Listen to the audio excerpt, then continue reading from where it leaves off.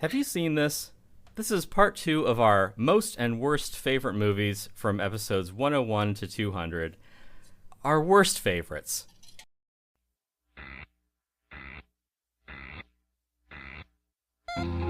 Welcome to Have You Seen This? The world's only podcast about obscure, overlooked, and misbegotten media. All discussions will be spoiler heavy. You have been warned. This show would not be possible without the support of our patrons. If you would like to support our show, join us at patreon.com/haveyouseenthis. For just $5 a month, get access to our Discord and all 3 episodes every month covering movies you've never heard of, or maybe wish you hadn't. That's right, worst favorites tonight. This is the fun part, really. Yeah, not our least favorite, because, most favorite, that's easy. Like, it's a good movie, but there's such a variety of what can make a movie your worst favorite. That's true. And we ran a little long last time, so I'll just shout out my 5 and then leave. Yeah, we're switching to a new model where the episodes are like 10 minutes long. Yeah, it's like microblogging, but it's a podcast. It's a lot easier for me, let me tell you. Yeah. If you looked at our most favorites from our previous episode, I think that if someone made like a British semi-supernatural horror anthology, that would pretty much like end our show. We'd be like, there, this is the perfect movie. We're done. We have nothing left to talk about. Yeah. I feel like we didn't give the Carry On movies enough of their due last time, because it wasn't just like the movies themselves being light and fun and clever, but also a lot of the kind of drama surrounding the cast. And in that episode, we pointed out a couple of documentaries or like docudramas about it that were actually kind of touching and bittersweet. Yes. So, we mentioned those in the episode. Go listen to the episode. Honestly, all this time we should have just been podcasting about all 117 Carry On movies, or however many there are. What is it, like 31, I think? Yeah, just point by point. Yeah. In the larger Carry On verse, I think I called it. The deepest of dives. I don't like having listeners from the United States anyway. Fuck them. It's kind of a niche market. They aren't really big into movies there. I'd like to take a deep dive into that. Whoa. But we got a lot of shit on our plate right now, Tim. Do you want to start? Well, you know how I love having shit on my plate. One of the things that I wanted to mention first, though, is because, there's the secret to... There's a certain finesse to making a bad movie, but I first want to tell you what the secret is to comedy. And that is... Hold on, let me look this up. Timing. That should have gone in the other episode. Oh, well, anyway. We talked a lot. We buried the lead with the last one, because no one even listened to what our most favorites were, because we had mentioned one of my worst favorites, and that is episode 102, the horny German-Canadian sci-fi series Lex. Which aired on the Sci-Fi Channel opposite of Farscape, which I think the best way to describe it is if Cinemax made Farscape, you would get Lex. And of course, all the listeners are like, oh, obviously, yes, of course, Tim, we all know what you're talking about. Well, and then you got, in those 2 shows, like the full spectrum of ensemble sci-fi and space, really. True, yeah. Like, I would put them on, like, I don't know about opposite ends of the spectrum, but... Mm-hmm. Kind of, they're very different animals. Yeah. They're very different aliens. Yes. But they do also exist in a genre that I think is, I don't know, it certainly resonates with me. I don't know how prevalent it is, or maybe if it's just something done for expedience of narrative. I was never into Buck Rogers, but Farscape is about a lonely protagonist on the far side of the galaxy. Lex, horny, isolated crew, just knocking around in their ship without a home. Knocking around and trying to knock boots and failing most of the time. Just, it's a love triangle. Yeah. Robotech. Oh my god, this is just yeah. this whole thing was just a Trojan horse for you to talk about your favorite TV shows of all time, wasn't it? Yes. There, well, Why else do people tune in? I'm gonna go get a Diet Coke. Okay, good. I only got 3 more of these. I'll keep drinking that garbage. Right. No, it's civilians in a ship on the far side of Pluto trying to get home. Red Dwarf, last human being alive, 3 million years from Earth, trying to get home. And yet you never got into Battlestar Galactica. That's weird. Yeah, because I guess at that point I was like, yeah, I've been there, done that. Earth. Well, Schmirth, also whatever. the original Battlestar Galactica sucks. Yeah, maybe that was it. So yeah, it seems to be, I don't know, common sci-fi trope for whatever reason. Being adrift in space. That's another 10 Yeah. bucks in the jar. I'm sorry, but tell No, me, but also Tim, a data point. because you and I talk about Lex quite a bit. Yes. Why would it be on the list of worst favorites? Is there something wrong with Lex? Wrong. I don't know. When there are so many things that are right about it, if I could make another parallel to Farscape, like Farscape will raise your kids, but Lex will let you do butt stuff. It was a show made on Tim's a budget. been thinking of these quips for 20 years, by the way.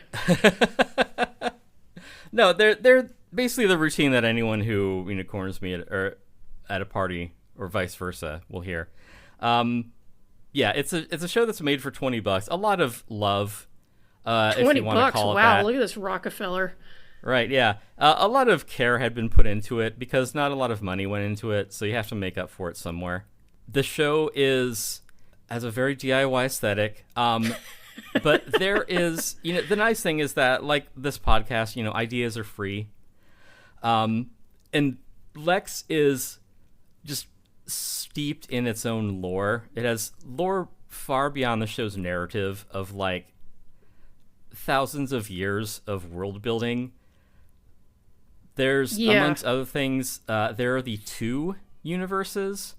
There's a history of heretics, the insect war, the corruption of of humanity's supreme leader, his divine shadow, which is kind of not an up and up character, not a good guy. You wouldn't think so from his name, but he's kind right. of a baddie. Yeah. Yeah. Bioviziers, loveliners, mercenaries. It's just what the show possibilities lacks abound. in budget, Yeah. it makes up for in an abundance of ideas. Yes, what the show lacks in subtlety, it makes up for in ideas. Yeah, not a subtle show. Yeah, And light nudity. like a lot of stuff we talk about on this show, not for everyone. Oh, I don't know about that. Anyone with a pulse. If you don't like sex scenes in movies, maybe you won't like Lex. Well, I mean, there are pulchritudinous delights Yeah. in this. Maybe a little more for the woman-oriented pervert. Okay. But there are plenty Not of a show to delights. watch with your parents, maybe. My dad was so offended by the show. Like sometimes he would watch it because he actually watched a lot of stuff on the Sci-Fi Channel. I guess he was more patient than I was in some respects. But anytime you'd see him like angrily muttering at the Sci-Fi Channel, it's probably because there was an episode of Lex and they did something horny. And my dad was Silent Generation, so Yeah. you know, That fills my heart with joy. yeah. It is a fun show, a wildly uneven one, but a fun one. If you Yeah. can get past the pilot, which is incredibly cheap, incredibly dense with lore, as Tim said, and unbelievably confusing. Like, I had to use Tim as my Cliff's Notes after I watched it. Yeah. It's got But- Barry Bostwick in it for like 10 minutes. Yeah, and then and there are these like kind of name guest stars like him who pop up in the earlier episodes, like Malcolm McDowell, Yeah. Rutger Hauer. Yeah, Tim Curry. Yeah, Yeah, and Tim Curry is like nominally in it. Like Tim Curry is in it in the way that like someone on a Zoom call is like talking to you. That's true. It was a very early example of acting via Zoom. Yeah. Like, there's no way that he met any of the cast. Oh, absolutely. He did not leave his hometown to, like, or wherever he was living at the time to go, like, shoot on location. Yeah. He did it in, like, an afternoon. Yeah, it was the late 90s, you know. The Phantom Menace was a huge success. And they're like, oh, we can just make anything with green screens. No one will notice or care. That's why everyone loves Sky Captain and The World of Tomorrow so much. Yeah. I'd say we could talk about that movie, but maybe it's been done. I don't know. I don't know, because I remember it was not very good. Right, yeah, true. Which you probably all figured out from my joke. But anyway, you were talking about Lex. I was holding forth on Lex. Yeah, season 1 is 5 sort of mini movies. And yeah, that establishes a lot of the world, and man, it is uneven. Yeah, that Rutger Hauer episode is just like, what? But yeah, you know, I'm glad that he's there and he's going for it. It's the show that makes you say what a lot. Oh yeah, absolutely. Especially season 3 will make you go what, but then season 4 will like, it kind of comes back around to a way where it's like, look, we know why you're still watching this show. Like, clearly you don't value like your time or have any self-respect. Like, you're in the tank at this point. Like, you're gonna watch whatever the hell we make, and we're just gonna make kind of the same show over again. Mm-hmm. But yeah, it really gets up its own ass in the strangest way. Which, I mean, if it's Lex, of course it'd get up its own ass. It's been trying to for 4 seasons. Zing. Yeah.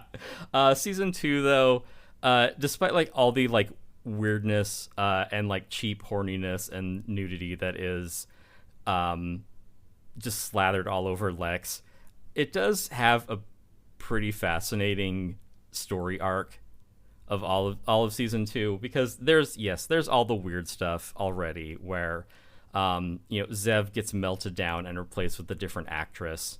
Yeah. Yeah.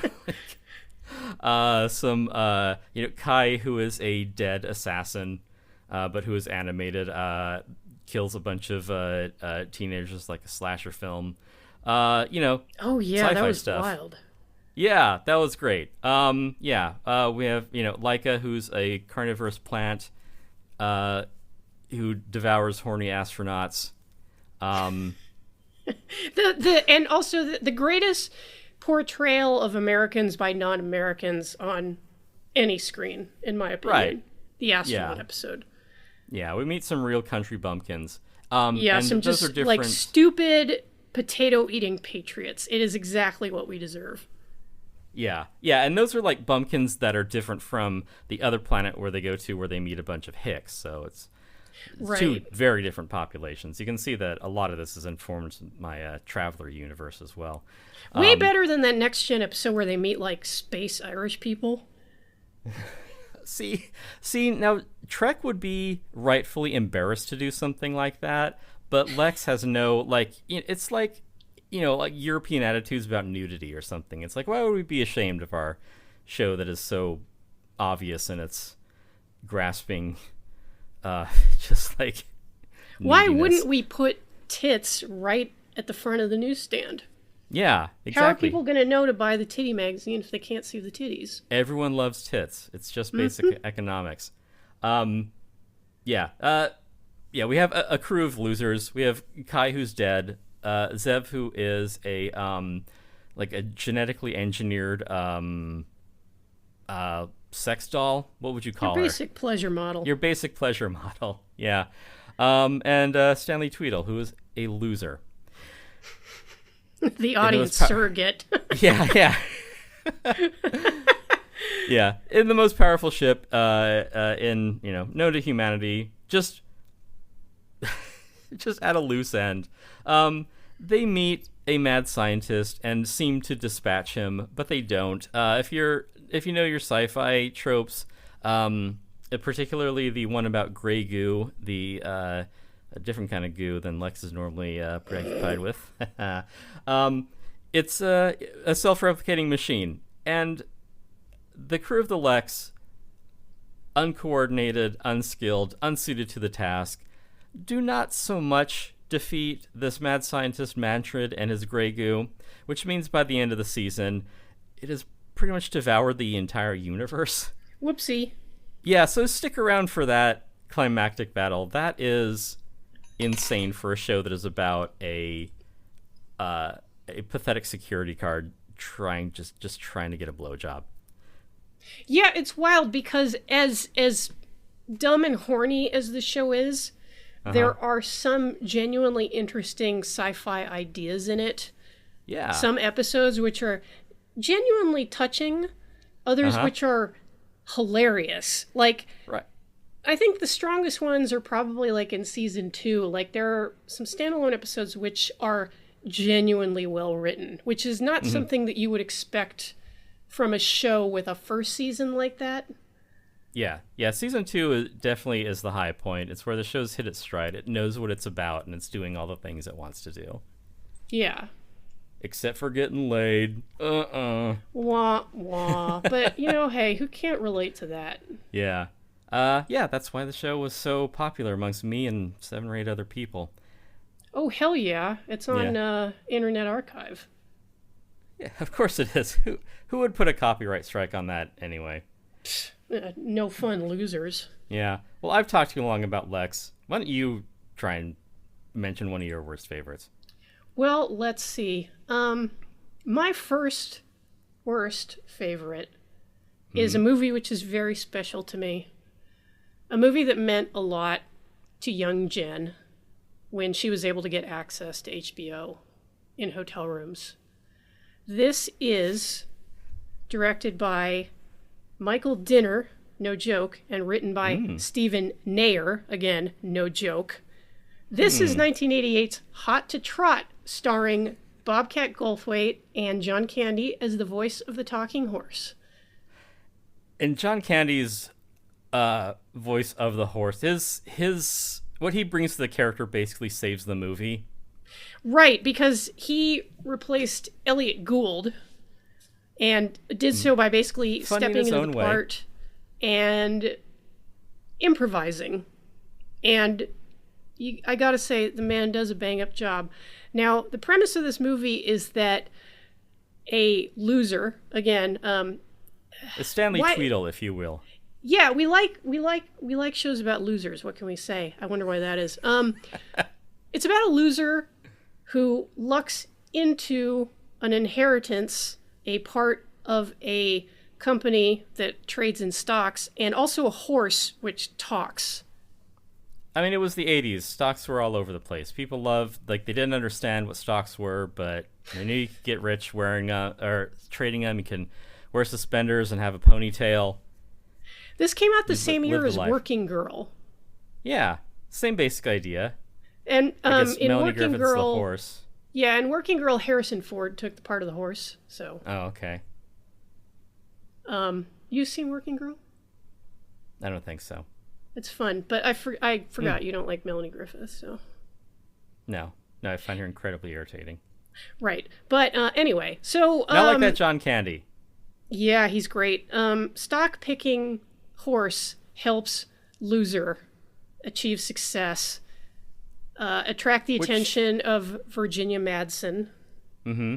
That's a pre-career renaissance, Virginia Madsen. Virginia Madsen of Dune and The Hot Spot.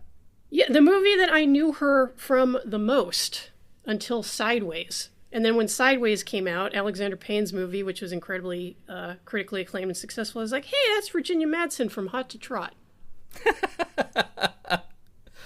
In the same way that Bobcat Goldthwait loves being known as, hey, it's the guy from Hot to Trot. Yeah, I know he wouldn't be happy about it, but yeah, that was my introduction to Bobcat Goldthwait. Like, he has gone on to have a very successful stand-up and comedy career. He transitioned into directing. He directed another cult film, Shakes the Clown, which we talked about on the show, which Tim was lukewarm on, but which I liked quite a bit. The man is doing his own thing as an artist, and that's great. But one of the first things he had to do was appear in this fucking talking horse movie. Which, Yeah, he was in over his head. He was young and inexperienced. right. And to be fair, and this is why it's on the worst favorites list, is it's not a good movie. You're never going to see me going around saying like, oh man, you know what movie is like so severely underrated and really deserves a critical reappraisal is 1988's Hot to Trot. You'll never catch me saying that. I will say that it is a movie which gives me a happy feeling because I saw it like 10,000 times as a kid.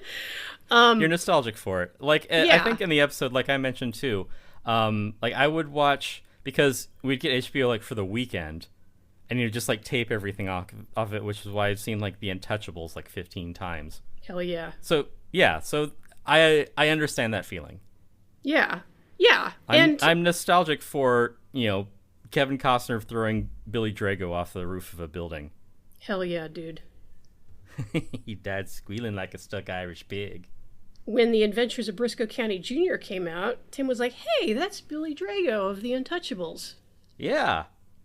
We also talked about The Adventures of Briscoe County Jr. Yeah, now that shit is not going on any worst list except maybe like worst Nielsen ratings for a show which deserve to be way more popular. But you can listen to our Briscoe County Jr. episode. Yeah. This is the horse-related media episode. Right. Yeah, let's get it straight from the horse's mouth. Yeah, John Candy just brings his, indelible charm to this role, just doing hack material, laughing at his own jokes. And there's something about that is just like unassailable. Yeah, it's like you're doing bad comedy, but you're kind of like just above it at that point. You're just like, look, I don't care. Like, I'm just doing this to entertain myself. And there's a point where you're just like, yeah, okay, I don't care either. Have fun with it. Whatever. He really sells this talking horse. Yeah, let's not take comedy so seriously, is what he's saying. And this is also a movie that has a horse with a Moe haircut who watches the Three Stooges all day. Yeah, there's world building in this too. Oh yeah, On par with there's Lex, Burgess I would say. Meredith as the voice of an elderly horse, and he absolutely crushes it in this part. Yeah, and I know that you say that the movie isn't something that you're going to defend and like go around quoting comedically. There are a couple of good jokes in this. Oh, I'll quote it. I will quote this movie all fucking day if you'll let me. It's just that most people haven't seen it as many times as I have. So when I say, you'd move your lips too if some stagehand was shoving a carrot up your butt, you're not going to know what the fuck I'm talking about. That's pretty much the way that our show works. Well, yeah. Yeah. We are the repository of shit no one cares about. It is a lonely but noble profession. But Yeah. I was gratified that you got some enjoyment out of this movie, Tim, because again, the movie meaning so much to me personally, I was gratified to hear you say that you enjoyed some of the gags, because it's not a particularly intellectual brand of comedy, but it does get me. No. Yeah, I mean, we had to wait for the really cerebral side of Bobcat to come out in the Police Academy movies. Hey, there were like 6 of those. Obviously, they resonated with people. Yeah, a sort of miniature carry-on of its own. But what I want to talk about in Hot to Trot is, and I don't want to, I shouldn't spoil this movie for our listeners who haven't seen it. But Yeah, don't give there's away one- the incredible secret ending of Hot to Trot. Right, yeah. There's a nice visual gag of, Bobcat's character getting an idea where it isn't just a light bulb appearing over his head, but just kind of like screws into his ear when he gets an idea. And lights up. Yeah, it's very silly, but the sort of meta joke on the whole thing that I love the most about the movie is that, we've had John Candy as the voice of this talking horse this whole time, but through a series of completely rational events, they have to compete in a horse race, where they then need to sort of audition jockeys, but it's the horse deciding. It's the horse doing the interviewing because, Bobcat's character, Jen, his full name and date of birth. His character doesn't know anything about it, so the horse has to do it, but you can't just talk to the horse. You have to have a guy do it. So we have John Candy as the voice of the horse, doing the voice of Bobcat Goldthwait. And just that extra, like, just that hat on a hat, that little extra twist is what really makes that whole gag so enjoyable for me. Like, the whole movie exists just for this one joke, I feel. And it's fucking brilliant to see. It's a good bit. And this movie also has an all-timer comedy performance from Dabney Coleman. Kind of a shame that this movie was probably too stupid for anybody to say anything nice about at the time. I feel like in an era of Adult Swim, this might actually crush. Yeah, that it's... Given the amount of Adult Swim shows that you're recommending now, I see how it was formative in your sense of humor. Right, exactly. It's like how I when I finally watched Freddy Got Fingered, I suddenly knew why Cum Town exists. Right, yeah. And I believe your description of Freddy Got Fingered is Intrusive Thoughts, the movie. Yes. I thought it was pretty fucking funny, actually. I haven't watched it, but then again, I don't go on Criterion as much as I should. Only the finest on Criterion. But hey, Criterion, right, yeah. where's the spine for Hot to Trot from 1988? Yeah. Like, get Bob Goldthwait to do like one of those closet picks thing, and soften him up first by, first you can talk to him about like, Shakes the Clown and Sleeping Dogs Lie and all that, and then you hit him with, can you talk to us about Hot to Trot? And then he just walks out. You couldn't even be mad at that point because, the man's allowed to feel how he needs to feel. But as he said, it put him in comedy jail for 15 years. Right. And I see why it would piss him off to be asked about it, which makes me feel bad because I unironically enjoy this movie. It was a big part of my childhood, and I think he's very funny in it. Yeah. He's a comedian early on in his career, so, Yeah. That's a way of putting it. Yeah, but I don't know if it's streaming anywhere. I don't even know if I'd tell anyone to seek it out because there are a few people who I have told about it. And don't ask Bobcat for a copy. There are a few people that I have told about it, and they've tried to watch it and failed. So, well, yeah, it is a work that challenges you, I suppose. Yeah, it might just be one for me, but having beaten that dead horse, Tim, what's your next pick? Yeah, let's flog another one. We jumped ahead with a lot of these. I also had Speed Racer on as one of my worst favorites, but Jen considered it one of her most favorites, which is weird, so we've already covered it. Yes, an audacious swing for the fences from the Wachowskis. An assault on the senses. Yes, it's a lot of things to different people. Yeah, but I'll just skip ahead to my next one, which is episode 171, Faust, Love of the Damned. Oh, my lord. This one's very special. Yeah. Speaking of just horny, edgy 90s content, I didn't know that this was based on apparently a popular comic series. Yeah, I don't know how popular. I mean, it... Not popular enough for me to have ever heard of. So yeah, because I think the first volume appeared in 1987 or so, when I assume you were still reading comics. Mm-hmm. Yeah, they were popular then. Yeah, but we were not familiar. Yeah, it also has a lot of lore crammed into its episode, a lot of characters doing things that I guess over a run of a comic series would make sense, but having to be crammed into an hour and a half doesn't really work so well.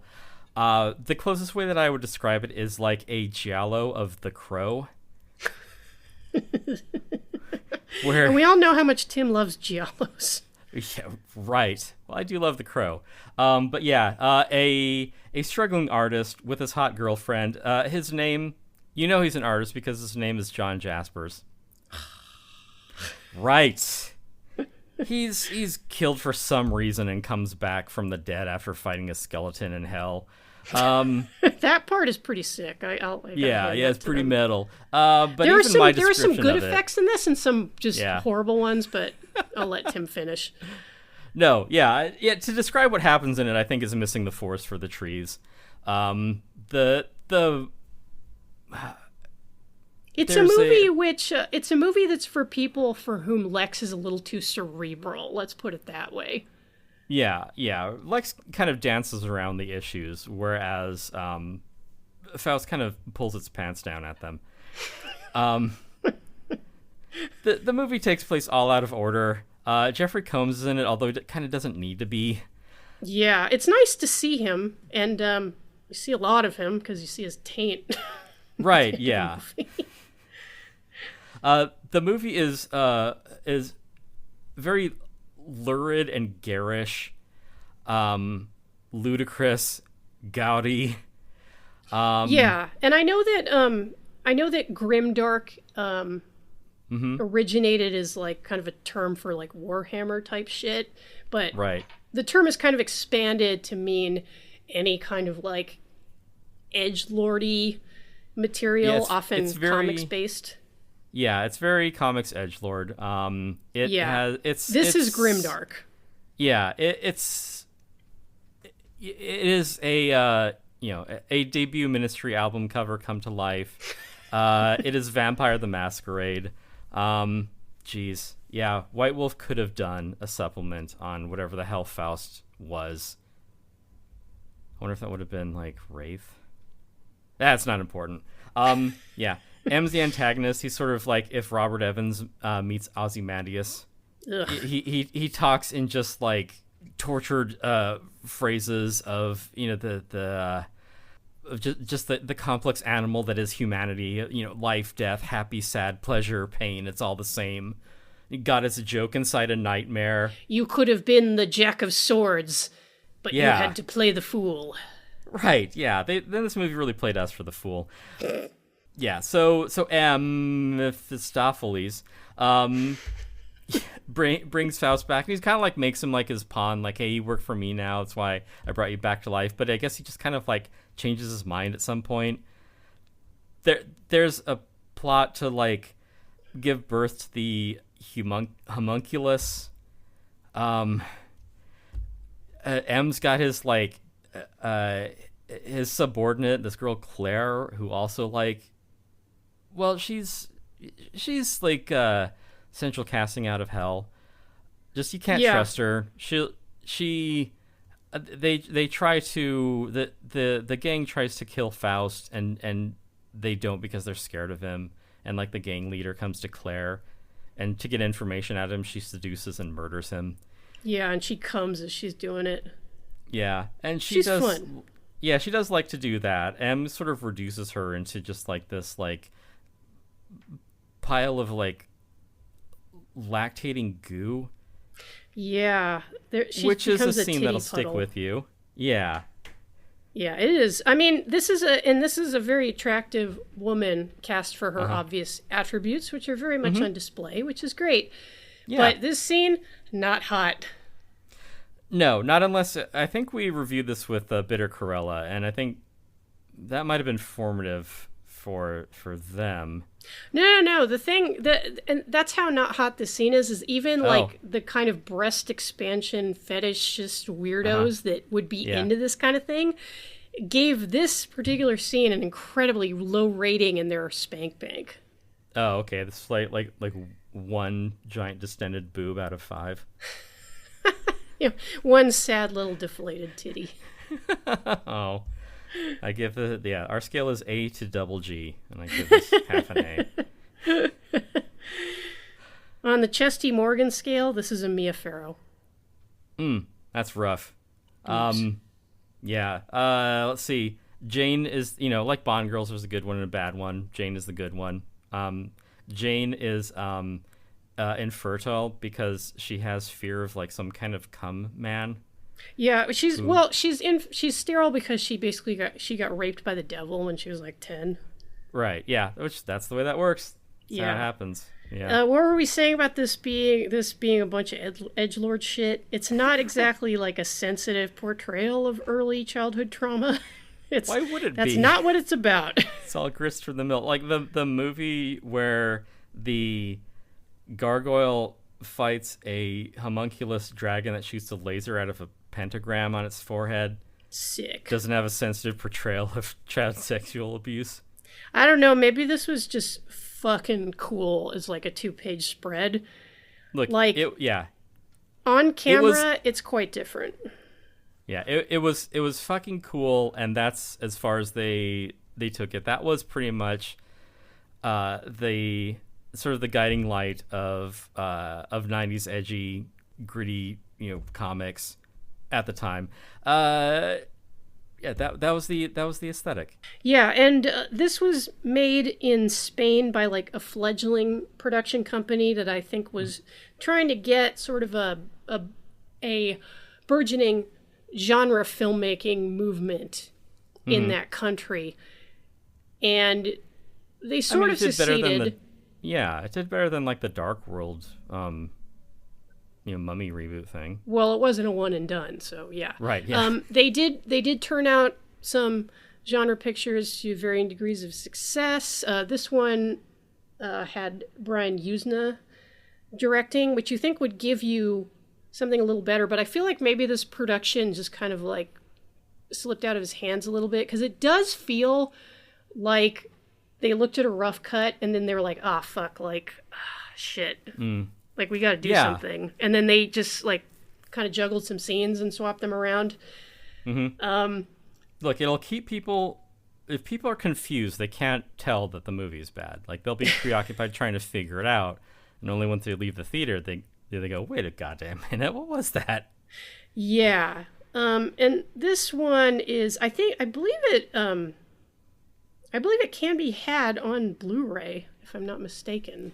Let me see if I am mistaken. Apparently a fandom for it. And yeah, Brian Usna, I think, was a good choice for it, because he had also directed Society, which I'd seen with the director in attendance recently. And I was looking it up and I'm like, oh shit, he directed Faust. Yeah, and like that makes sense. I don't really want to blame him for this. Yeah. Because I think it may have been a case of just kind of an unwieldy production. But it does have that Brian Usna quality of like, oh, that's somebody's fetish. Yeah, this is a very sticky movie. Yeah, let it be said that Brian Usna never shrunk from a fucked up sexual scene, which is great. That's becoming less and less common these days. Yes, he grew and he swelled. He became engorged. Good for him.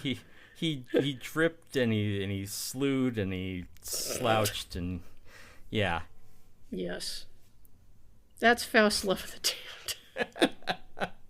So if you are the damned, you will love Faust. Or you'll feel like you've been damned. I don't know.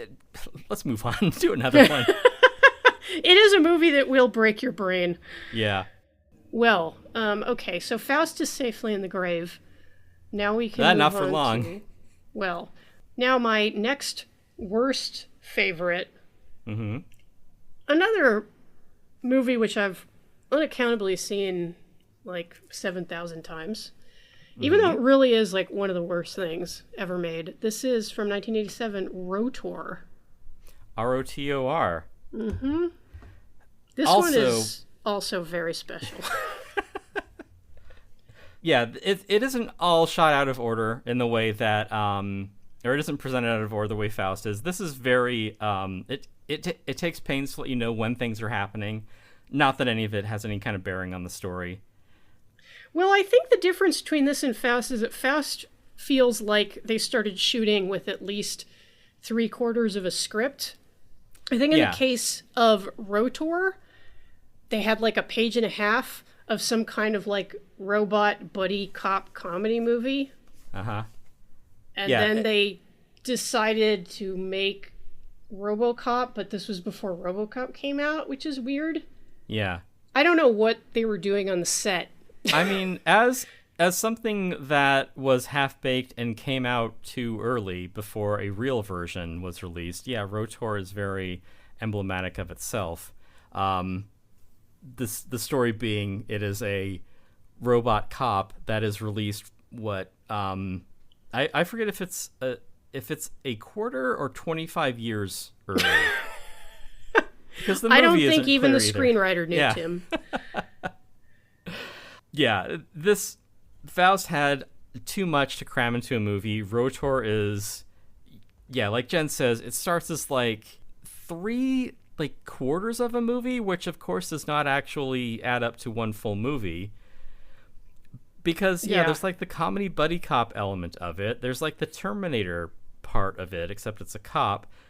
The movie is sort of like the ending. It's ostensibly a romance. But Right. like the fiance is not really in it, and the protagonist, along with all the other like characters that we follow, is killed. I don't get like the love story angle.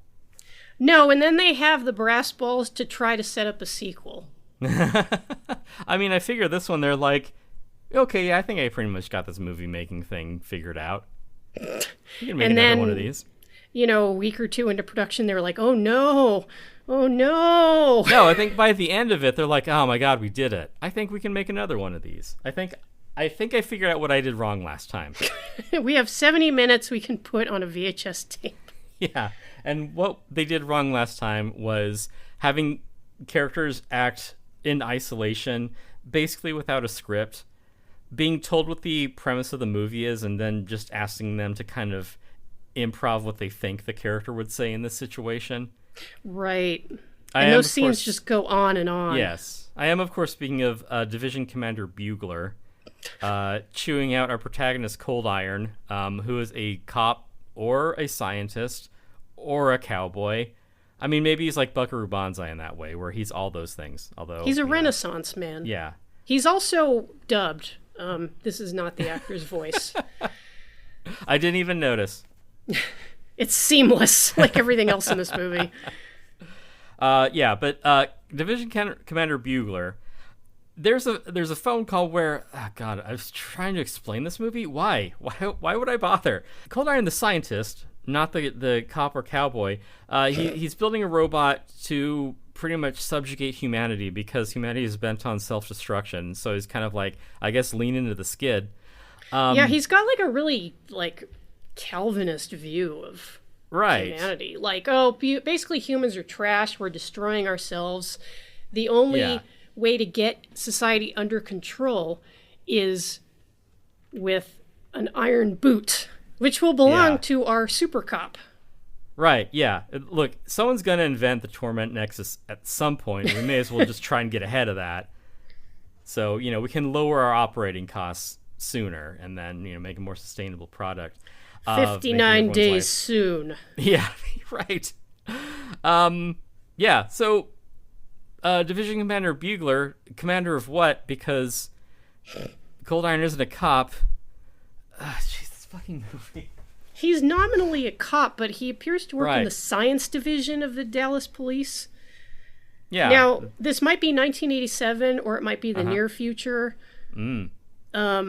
The robot is supposed to come out in 20 or 25 years, Yeah. except no. For whatever reason, the psychotic Commander Bugler demands that product appear in 60 days. And 60 then days. a racist stereotype of a janitor misplaces his headphones and leads to the beta version of this cop robot going on a rampage. Do you want like a juice box and a nap? Because I feel like a little kid just told me the story. I always want a juice box and a nap. After you finish recording your podcast. Can I watch My Little Pony? Sure. Can I watch Hot to Trot? Look, we told you that movie's for grown-ups only. I want to say the swears. This movie's nonsense. It's tonally all over the place. There's a woman, Sony, who is pursued by the robot. She's pursued for, I don't know. How long do you 72 think a hours chase straight, can last? for all I know. Because there's a point where they need to call in the help of Corin Steele, who is another Dr. Steele. who's another like AI research scientist, just in the ugliest dress you've ever seen, with some kind of like skunk perm hairdo, and Powerfully autistic coded. Powerfully. In fact, like, I am disappointed that we didn't get a Rotor sequel, because I want to see more of this character. Yeah, well, we have more artistically coded auteurs coming up. That she has time enough to take a flight from another city in Texas to help on this Rotor problem, while Sony, I guess, is just driving for, a couple of days, apparently. God, this movie makes no sense. No, because they did not know what story they were telling. No, they just figured they wing it. They just make it up as they go along. The movie, more than anything, it's greater than some of its parts because there are bit parts that are just overacted and to a distracting degree. Our leads, they all die at the end. Sony dies, Cold Iron dies, Steel dies, doesn't matter. It's all the peripheral characters that make it. There's Willard, the project chief.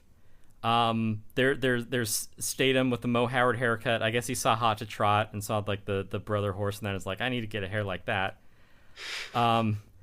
There's a cop taking donations for the policeman's ball. There's a rural chef with gopher teeth.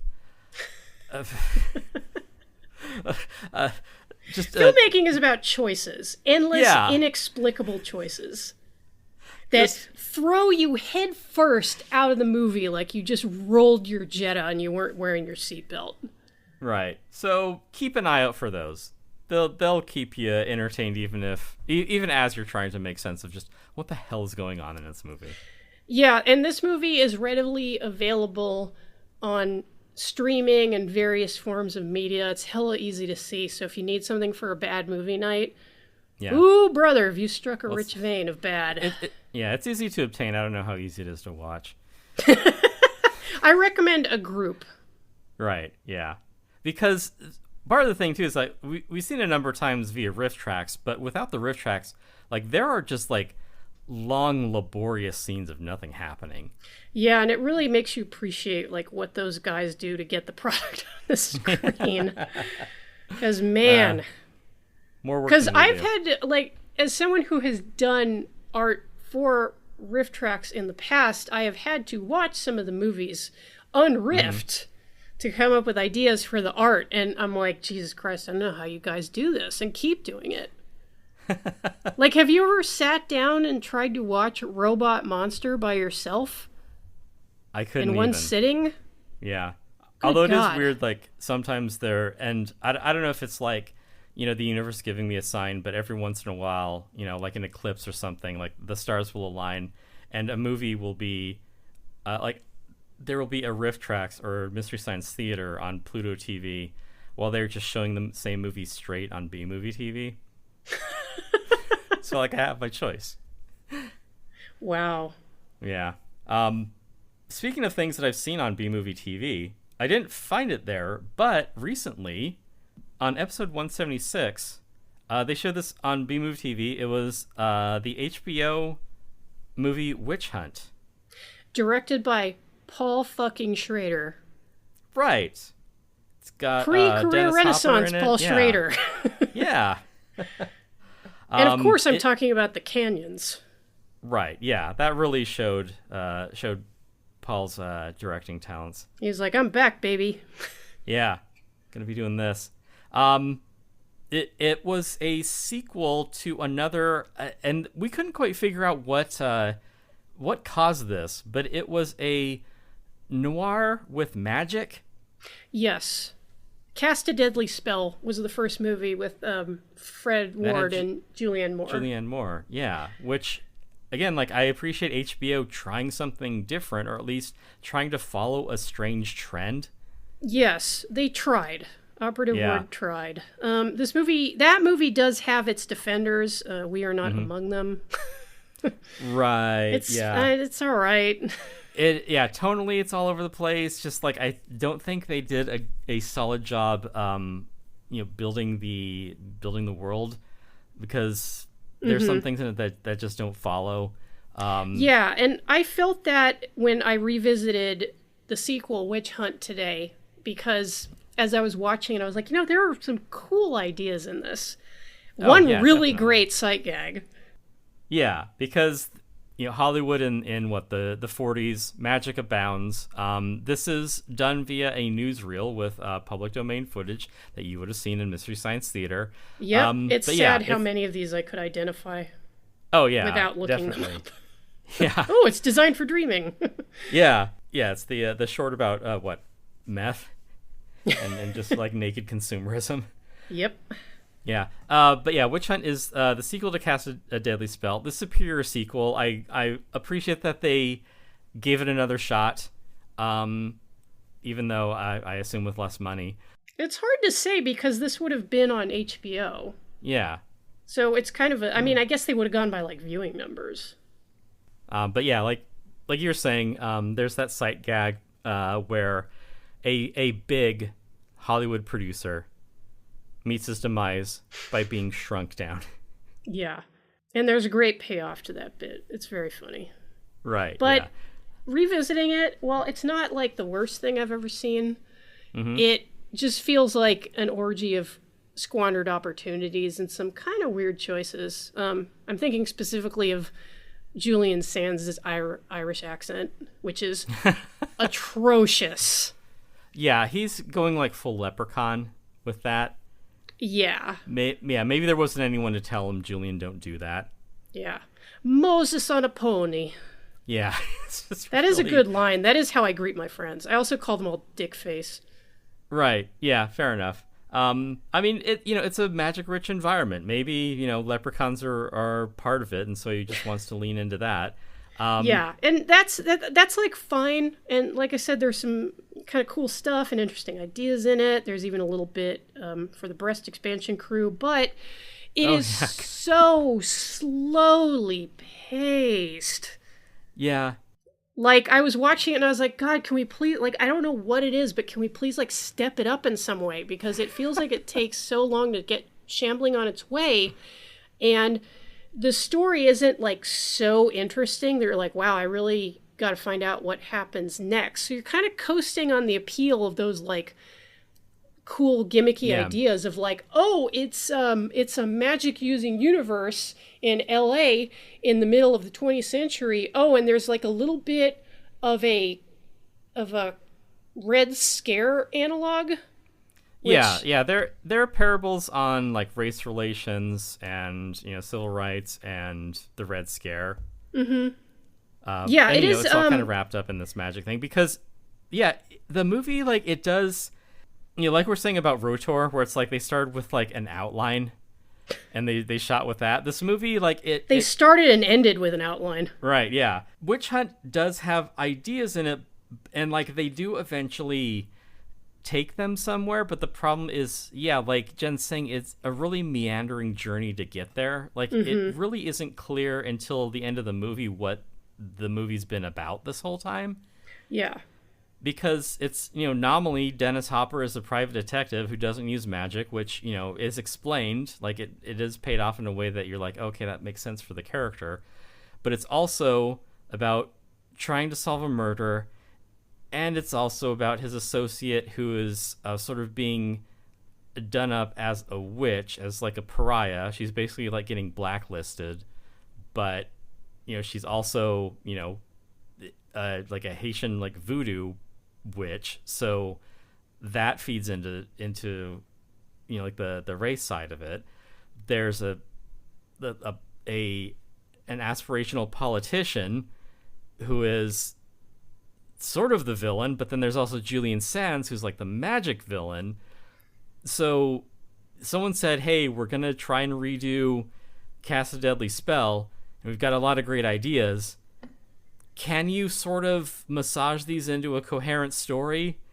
And someone said, oh, no, we're out of time. We have to start shooting this.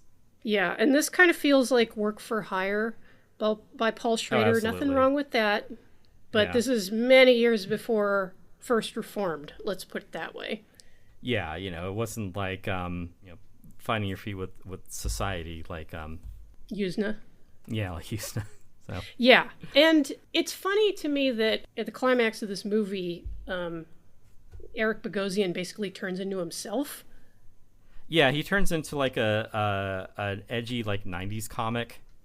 He Sort of turns like- into himself turns into, like- doing one of his one-man shows. It's very Yeah. weird. Yeah, it's sort of like like the like Dennis Leary sort of Bill Hicks sort of mode. Yeah. That was the style of time. Guys who aren't afraid to tell it like it is. Yeah, what is the deal with that thing? And there's a strong cast, and they do put it across quite a bit. You got Debbie Mazar appearing at the beginning. Yeah. She doesn't come However, back though, which briefly. is kind of a shame. Yeah, I know, because she's always a delight to see. Yeah, Penelope Ann Miller is good. Eric Bogosian, Armenian excellence. That's always welcome. But yeah, Yeah, a lot of good pieces that don't quite fit together. yeah, and not one of the more memorable HBO originals. It can be had on the Internet Archive, which is where I rewatched it. If you want to hear Julian Sands, God rest his soul, speaking in an accent more comical than Orson Welles and Lady from Shanghai, Yeah. go to it. Or, if you want to watch something that's even more out there with the supernatural and takes place even earlier, you can watch Briscoe County Jr. Yeah. That But, can't go on my worst favorites because it's not bad.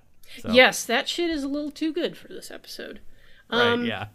The last thing I want to say about Witch Hunt is that I think Tim responded to it enough to put it on a favorites list, albeit his worst favorites, because Yeah. it reminded him of a tabletop role-playing campaign he would have run. Absolutely. Yeah, you can adapt this for Call of Cthulhu. That would be fun. it's- That would be like a fun, I'm not a gamer, but that would be like a fun premise. Oh, man, I should pitch that for the next Strategicon. Oh, my God, Witch Hunt. Oh, jeez. And then people would be like, this is based on what? What is that? What, you didn't watch HBO in the late 80s to mid 90s? Who the fuck is Dennis Hopper? Pop quiz, hotshot. The the guy from the Super Mario Brothers movie? Yeah, his immortal role. And he did nothing else of note. No, I don't think so. Jeez. Oh, I'll put that one. I'll file that one for later. Best we move on. Do you have another worst favorite that you'd like to talk about? Yes, I do. Oh, And good. Oh, okay. This is another one. This is another pick from young Jen. She came out of her room long enough to say, "You should watch Space Invaders. It's so funny." Oh, is there a horse in it? Is that why? No, What? but it does have Ariana Richards, who was in Jurassic Park, as well as a bunch of little green aliens, one of whom talks exactly like a bad stand-up comedian doing his impression of Jack Nicholson. How did they don't know voice why. cast that? But that's the bit. That was the bit. Yeah, like it was enough of a cultural touchstone that to just have that people be like, "Oh, I know what you're doing. I Yeah. know what you're on about." Yeah. Yeah. Yeah, it has a tight premise. If you remember the War of the Worlds, it is basically these guys getting their wires crossed. Yes. They're misinterpreting that as an invasion. Yeah, basically instead of like what if people were stupid enough to believe that aliens were invading? What if the aliens were stupid enough to think they were part of an invasion of Earth? No, the movie does explain that because, as they're described in the movie, they're not really bad, they're just stupid. Yeah, and this movie, it's not particularly well known because it's not, again, like kind of like Hot to Trot. This is not outstanding cinema, but it does seem to have been, like a lot of comedies in their own time, been a little bit of a punching bag. Like, oh my god, this premise is so stupid. This movie is so stupid. 1 star. Take comedy more seriously. What are we just joking around here? Yeah, and then as you age and you've seen some shit in your time, you're like, this doesn't even scratch the surface of, like, awful movies. Like, yeah, it's like, what do you want? Like, it is a stupid movie, maybe, but it's not a bad movie. Like, they're giving you a real movie. And yes, real movies can be, like, dumb and for kids. Yeah, there's a story, there's characters, there's, some funny moments, a little bit of Jack. glurge, some kind of like overly sentimental, like, hey, let's save the farm kind of stuff. But if you're willing to roll with it, it's cute. And it means a lot to me as a one-time child. Yeah, and, as a creature feature, there are good puppets in it. It has practical effects, which are some dope well done. Practical effects, yeah. Yeah. The aliens have, distinctive characteristics. One of them is... They have cool names like Giggy-Wig. Yeah. One of them, I guess, his personality is sticking with his shitty Jack Nicholson impression. But, Vlasny. thematically and tonally consistent, which is more than you'll get from Rotor. Yep. Also, I could not tell you a single thing that happens in this movie. It don't matter. Yeah, it doesn't matter. The aliens come to Earth. They think they're the spearhead of a massive Martian invasion force. They're very wrong.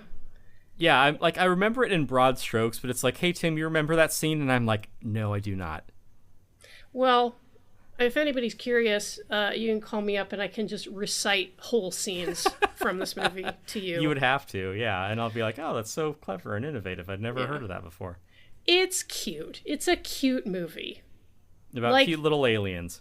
Yeah. And like I said, I think I told this story in the actual episode, but when I was growing up and we still had physical newsprint listings of what was going to be on TV that week, including like a catalog of all the movies that would be on cable.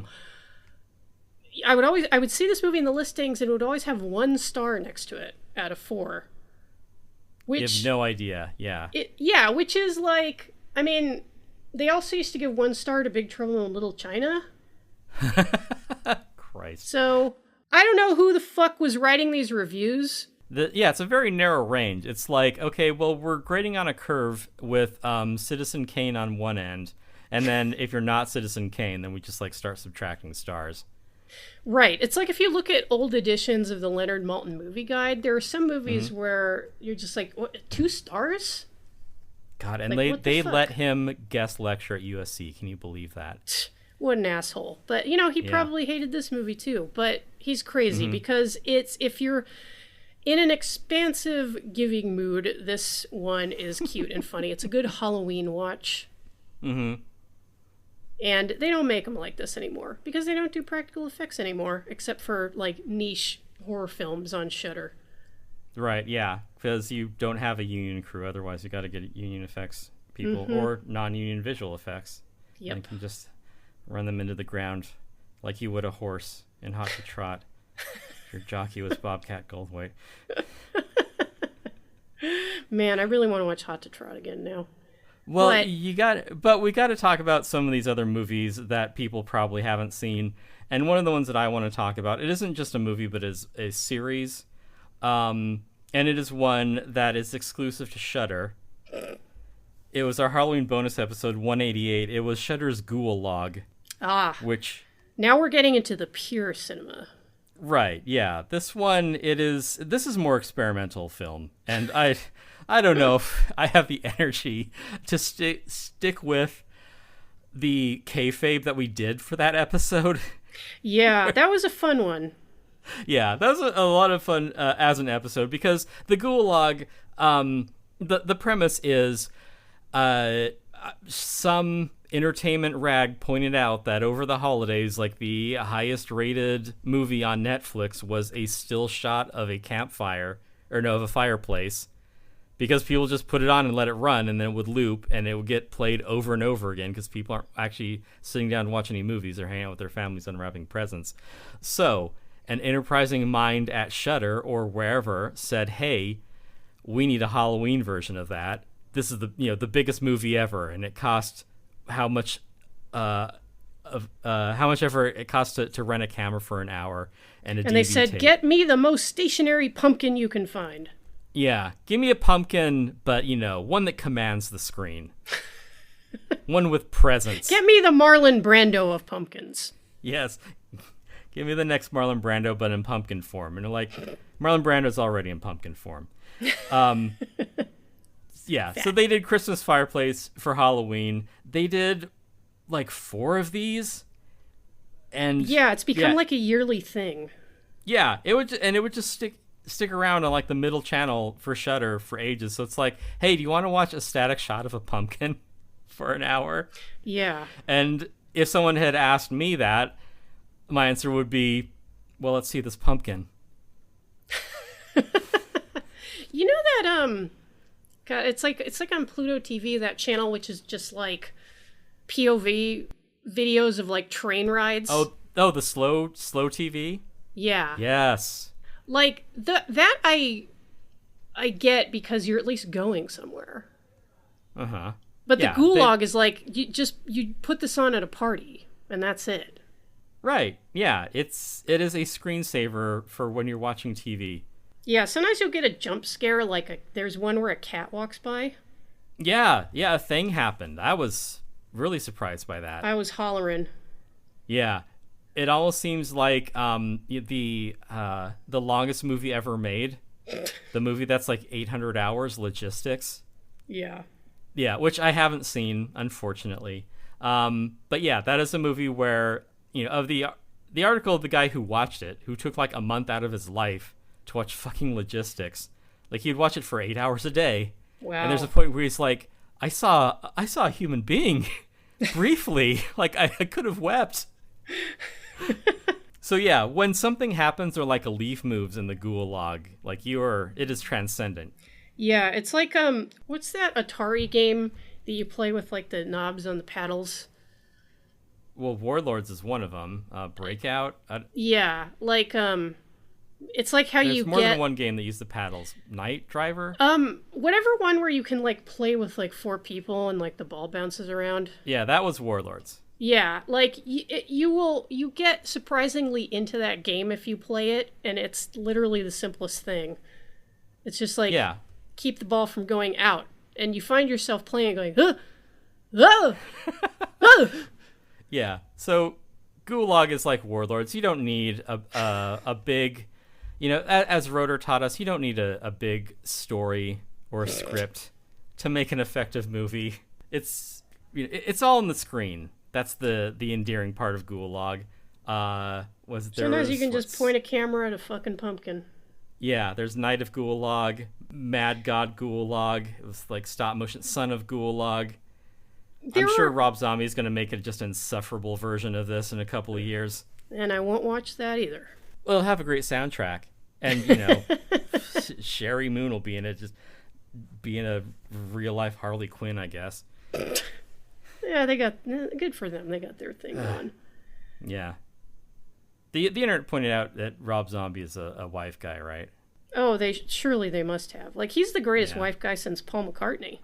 Right, yeah. I mean, that's not my observation. I'm just reciting it. No. Yeah. No. I agree. Yeah. Do you want to spend more time talking about a 90-minute movie where nothing happens, or would you like to talk about another entry in our worst favorites? I would like to talk about a 3-hour movie in which some stuff happens, but God knows I can't tell you what the fuck it is. Okay, so you do want to keep talking about Gulag. Oh, wait, I skipped one. I had one more. Damn it. I really, really, really wanted to get to the crowning touch of our worst list. But first, I should talk about another holiday special. Mm-hmm. This one... It's no Gulag, I can tell you that. No, it's a real thorn in my side. I don't know why this one just gets under my skin so much, but this is the unloved holiday special from the early 70s, Yes, Virginia, There Is a Santa Claus. It's got a theme song sung by little Jimmy Osmond and everything. It don't get more 70s than that. But it is based on... I mean, Donovan's Mellow Yellow was pretty 70s. Yeah. Yeah, on the top 3 list of most 70s movies. Yeah. Again, pretty 70s. The other one being The Hustle. Yeah. But this one is indeed based on that eternal copy pasta, the letter from a long defunct newspaper explaining to a little girl that, yes, there is a Santa Claus and he'll be around for fucking 10,000 years? Yeah, it's 10,000 year reign of oppression. Because he's some kind of Lovecraftian god, I guess? Yeah. Yeah, it is a puff piece just placating a lazy child that has done untold decades of damage since this then. Kid. Yeah. But this is, I think what gets to me about it is that it's just so, it's that particularly smug and treacly form of entertainment, which is a throwback. It's like, yeah, like we're in the middle of the 70s and we're up to our necks in malaise, but God, wouldn't it be great if we could go back to the 1900s when America was basically just like Main Street at Disneyland? Like, wouldn't that be so ideal? Everything was just so cozy and wonderful and simpler. Yeah, all the child chimney sweeps had smiles on their faces. Before they died at 9 from black lung. It was a simpler time. And yeah, we had Bitter Corella on to talk about this one because I knew he was just tart enough for this particular right. Yeah, this is a movie that, again, yeah, it is placating a defiant child into an America that never was. Yes. Breathing life into this charade for pretty much, for, like I said, a lazy child who doesn't even do her own homework assignment, which is a make-work project to begin with. That's right. Yeah, it is a child who wishes to live in a fantasy rather than grow up and face the world as it is. Yeah, and this Santa. bitch crowdsources her homework, which is, man, that takes some brass gonads, let me tell you. Yeah. But because she's a cute little girl, it's so wonderful. And, like, this movie, speaking of Disneyland, it gives me the same feeling that I get from a lot of Disneyana. Yeah, I'm untroubled by complex issues. I can just revert to childhood fantasies. Yeah, like fucking America Sings, Hall of Presidents bullshit. Right, yes. It's very treacly in an insidious way. Yeah, and this was brought to you by the same crew that brought us some of the most beloved Peanuts specials, which I think is telling. Like, they couldn't quite pull it off with this material.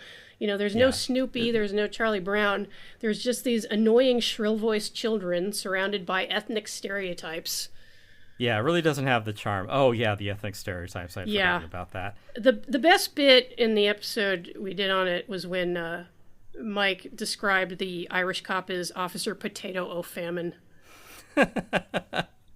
Yeah, even Julian Sands is like, that's laying it on a little thick. Now that's a bit much. That's laying it on a bit thick, don't you know? Faith and Begorra. But yeah, this I do not sound like that. Now, this one is also on the Internet Archive, so you can see it for yourself. But if you would like to file a complaint and have it deleted, we would not complain. Right. It's shit. Fuck this shit. However, that episode was an opportunity for me to proffer one of my pet theories about Santa Claus, who, I mean, they printed in the fucking paper. Santa Claus is real. I don't know if you know that. Yeah, and newspapers never lie. No, why would they? Yeah, and if something isn't worth the print, like, say, the election campaign of a, potential fascist dictatorship being hacked by a foreign, intelligence agency, if that happened, newspapers would tell us, right? In good faith, yes. Yeah, in good faith. Anyway, so yeah, Santa's real.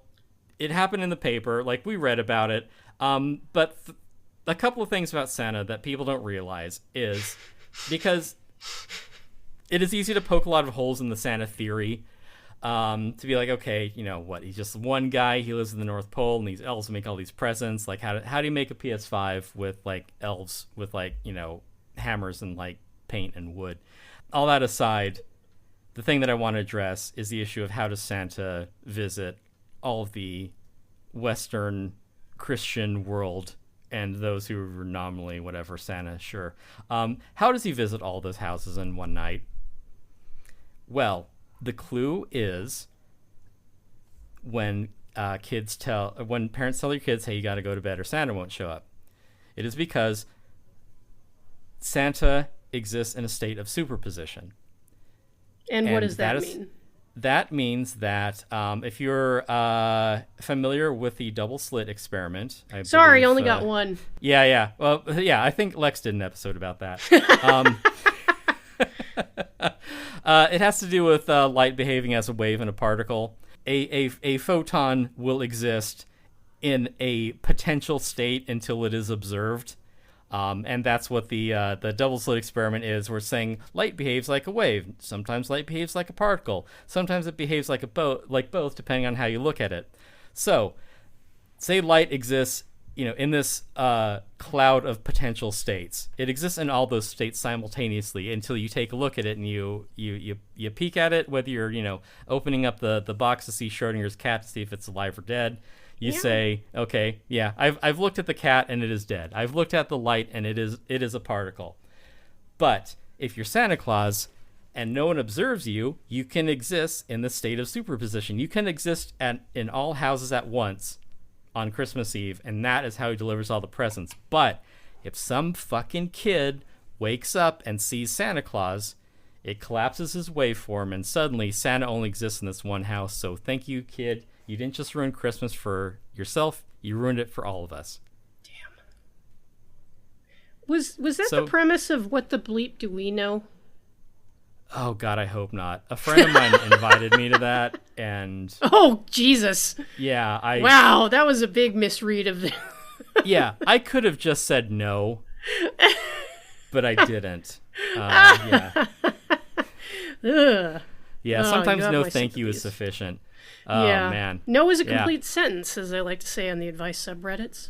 Right, yeah. Oh, man. So...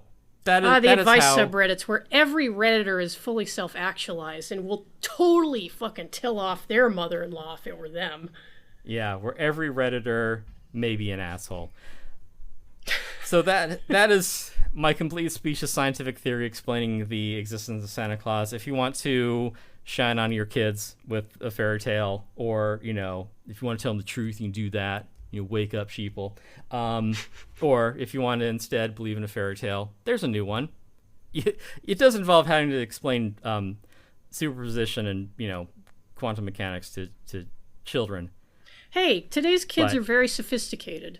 That's true, yes. They're not going to buy into the regular Santa shit. Like, they take science classes, at least in, some states.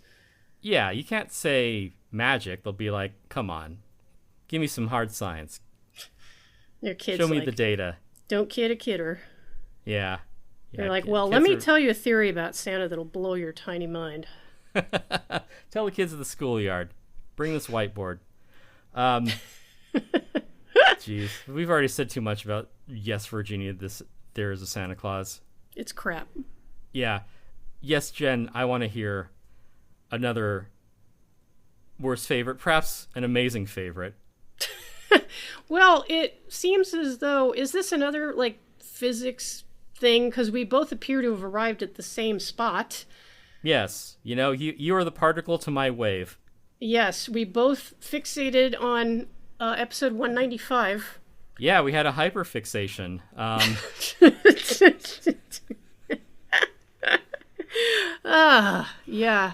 Yeah, 3 hours worth. Yeah, that one on... Which amazing movie was it? It was that one amazing movie. It is really amazing, too. Yes.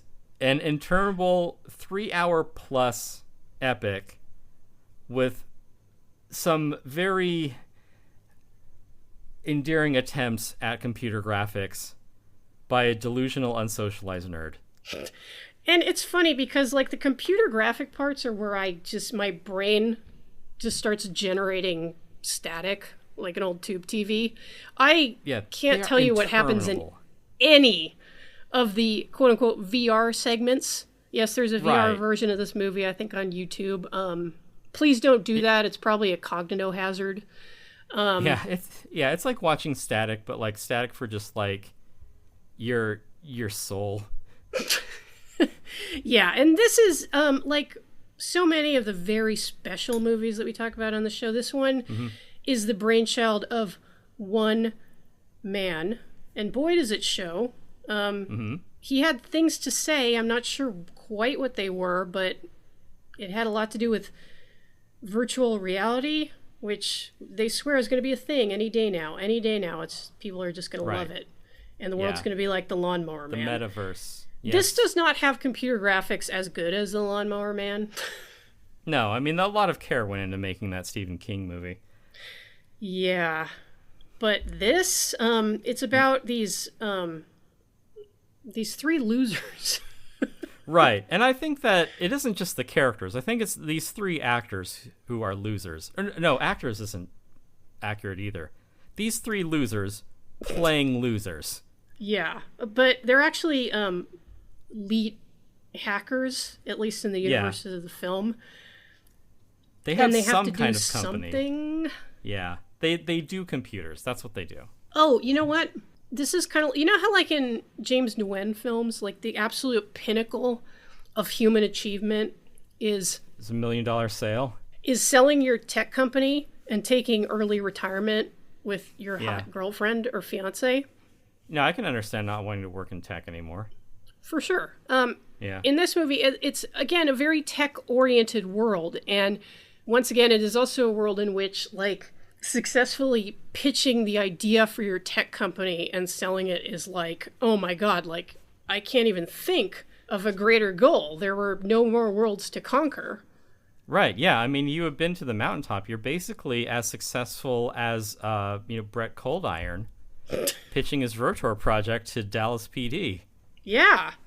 I mean, he had funding for 25 years. Yeah, and then he had to blow it all in one weekend. But anyway, yeah. Well, he bought some very large stakes with that money. The stakes couldn't be higher. This movie is so confusing. It's like there are these hackers who hack, and they also have a company that they want to pitch, and then there are also some women of ample proportions because that appears to be a thing for the director. Right. Yeah. He does like strong women, and I mean women who are literally strong. Yeah, who can beat him up. This is someone who imprinted very heavily on animes that I've never seen. Yeah. Yeah. Well, it's from Japan, and it's not cartoons for kids, Jen. It's for grown-ups, thank you very much. Right. It is for perverts. Yes. Please. For grown-ups who can hold down a job but maybe not live entirely on their own. Right, yeah, I wouldn't trust him to go out into society by himself. Because he's gonna come home with like a bag of magic beans or something. But I would trust him to put a fake Lamborghini body kit on his car. Right. I mean, that's that tech money getting put to good use. Just such an unusual person. Yeah, and this one, I can understand why our guest brought it to us. This one came to us from K. Thor Jensen, writer and friend of ours and listener. And yeah, we did a deep dive into like just the lore surrounding this movie. Right, because there's a lot of it. And I understood when I saw this movie exactly why Thor was so fixated on this. Let's keep going with the fixated verbiage. Yeah, I'm going to keep talking about lore too. Because it is kind of a shame that more people don't know about this. And like our show isn't exactly helping. We're not a huge no one knows about our show either. Right. So it's perfect. But like I get it, because sometimes you see a movie that is just so miscalculated in every single way, yet put across with such unearned confidence that you have to talk about it. And I know I said that the VR segments just kind of make me fall asleep or, shut down my brain or whatever, like like I'm like C-3PO, like shutting down for a while. But the live action scenes are incredible, and I can't look away from them because there is not the ineptitude is just thick in these scenes. Like, yeah, we're bouncing between just like this crummy VR world that is ideally, supposed to be just this paradise, and scenes just shot in like some podunk, like I don't know, it's like South Carolina, just like suburban, just forgettable random. It's like a town where like they have like the downtown like strip with like the cute shops, and like that's pretty much it. I guess I get why the filmmaker would be so invested in this VR world, because the real world in this is so prosaic, and in that way that this type of movie always is, that kind of movie which was shot in the director's shitty apartment. Yeah, or his parents' house where he still lives. Right. Yeah. We've because, covered a few like, of those. Like, there's this, there's Fight Ring. Uh-huh. Yeah. So, but yeah, I mean, who wouldn't want a virtual fantasy world where you are popular and liked, right, successfly and attractive?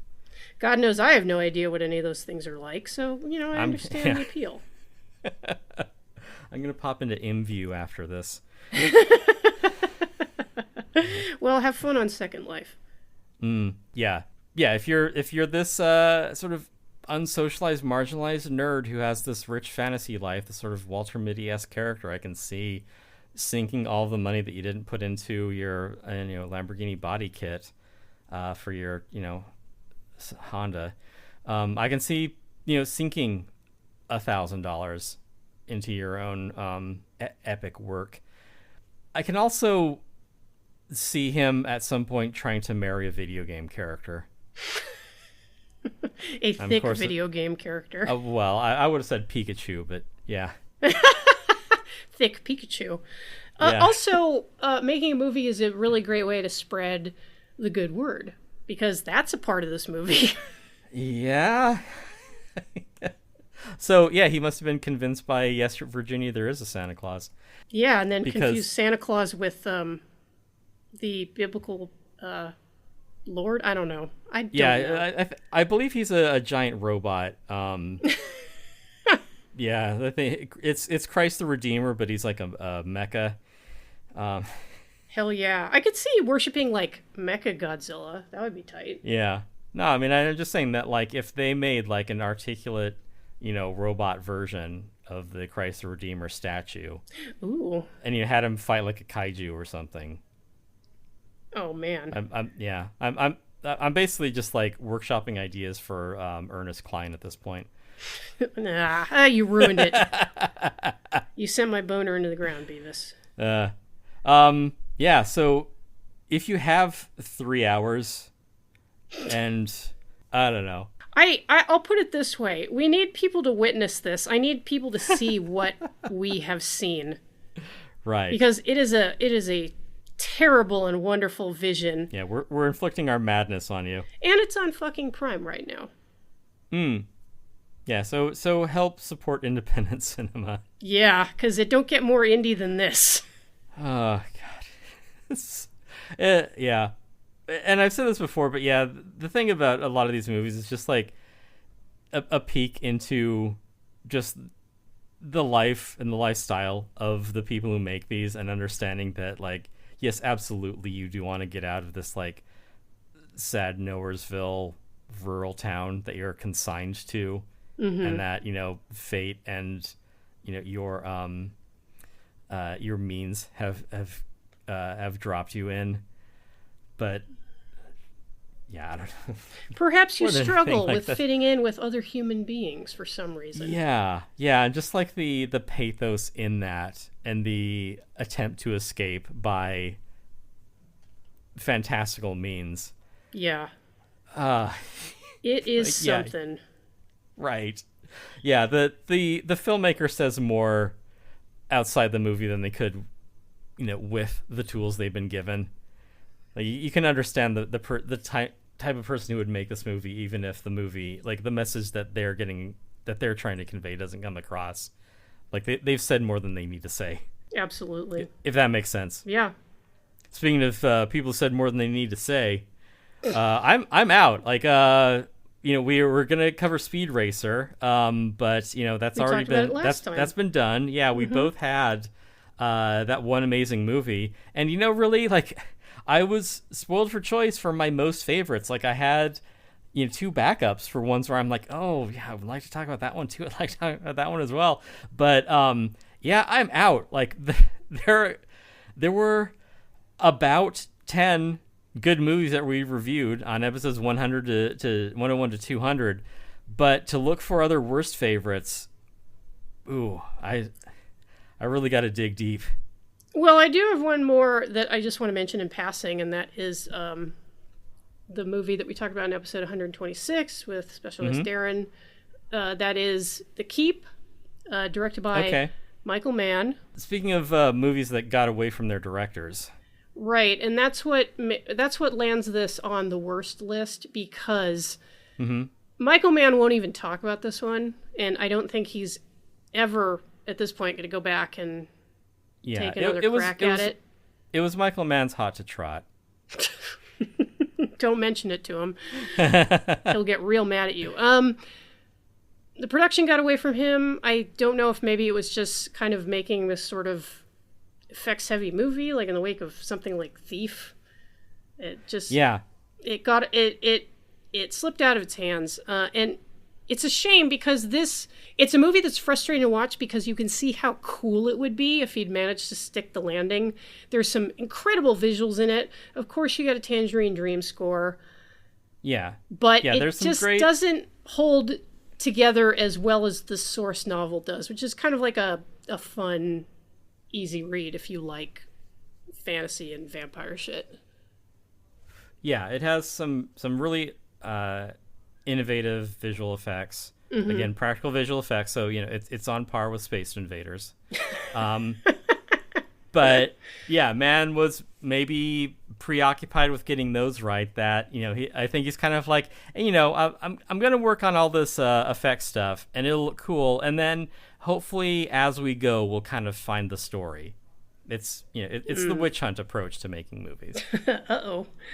Yeah. Yeah, so it looks cool, but yeah, it is confusing. There is a lot of missed opportunities in it.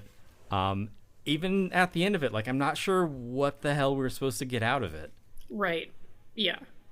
There's a monster somewhere in the keep. Yeah, and you really are prepared for it to go somewhere like incredibly cool, and then they just kind of fumble. Right. And it's disappointing, but hey, they can't all be winners. A guy goes on a boat to like touch someone. Yeah, it has a lot to do with like immortal beings who've had like grudges for like 10,000 years, and then also the fate. Which, I mean, Faust did that better. Shut the fuck up. Yeah, so a mixed bag. And one which is maybe worth a look for Michael Mann completists, but don't say I didn't warn you. Yeah, I mean, watch the Jericho Mile if you have to watch like one Michael Mann movie or teleplay or whatever that you aren't otherwise familiar with. Yeah, we would definitely recommend Jericho Mile before this one if you want to talk about like unheralded Michael Mann. Yeah, you don't have to just keep watching Heat over and over again. You can watch. I know you want to, but just watch the shootout scene in downtown LA, then watch Jericho Mile, and then maybe if like afterward you're like, I got it in me for one more than The Keep. Yeah, and then you'd be like, what the fuck was that? I need a palate cleanser. I'm gonna watch. Hey, this movie is amazing. I'm gonna watch that one amazing movie. This looks perfect. Oh, there's 3 hours of it. Oh, I'm so blessed.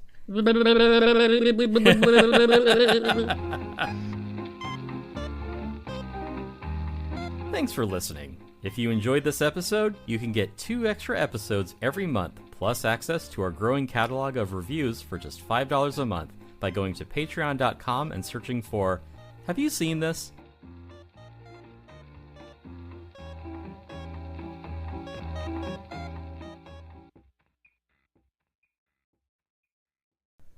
Woohoo! Woohoo! Woohoo! I'm going insane, Daffy Duck style. Yeah. Because we've done more than 200 episodes of this. Right. And I feel it.